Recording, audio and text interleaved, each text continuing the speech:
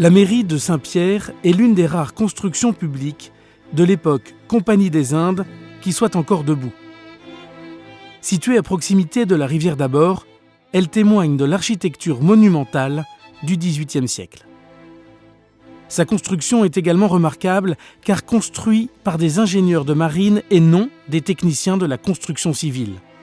Le monument fait partie de ces 3 hôtels de ville avec ceux de Saint-Leu et de Saint-Paul qui datent d'avant les communes. Les administrations locales ont récupéré les anciens locaux de la Compagnie des Indes. Son histoire. À l'origine, le bâtiment sert de magasin de stockage.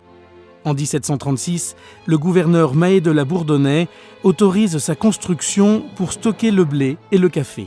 Mais les difficultés financières de la Compagnie des Indes ne permettent pas de terminer les travaux. Il faut attendre 1777 pour voir l'achèvement du grand magasin en maçonnerie de Saint-Pierre.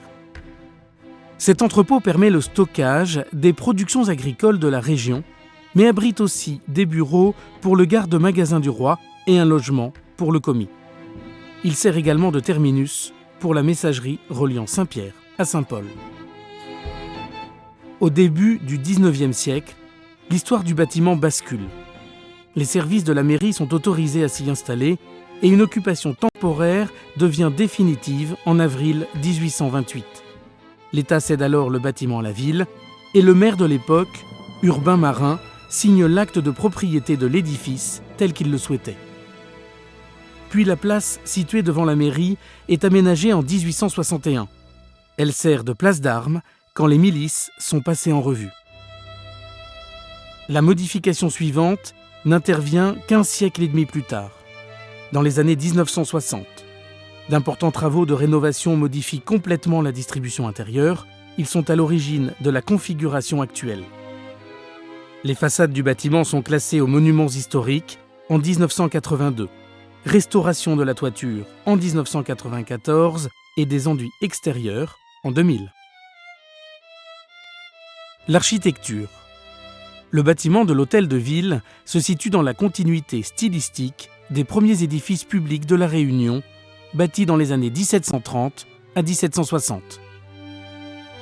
Cet imposant édifice d'un étage, long d'environ 40 mètres, est construit en moellon, régulièrement taillé et recouvert d'un enduit. Son plan, son volume, sa toiture sont d'une grande rigueur.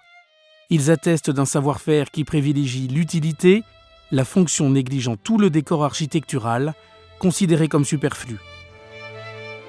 Lorsque le bâtiment devient l'hôtel de ville au XIXe siècle, une modification va permettre de le différencier des autres entrepôts situés à proximité. Un fronton de facture néoclassique, encadré de volutes chantournées, surmonté d'un lanternon, sera ajouté à la façade ouest.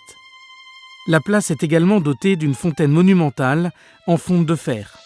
Elle porte la signature du fondeur, Barbeza, fondateur de la plus importante fonderie d'art française.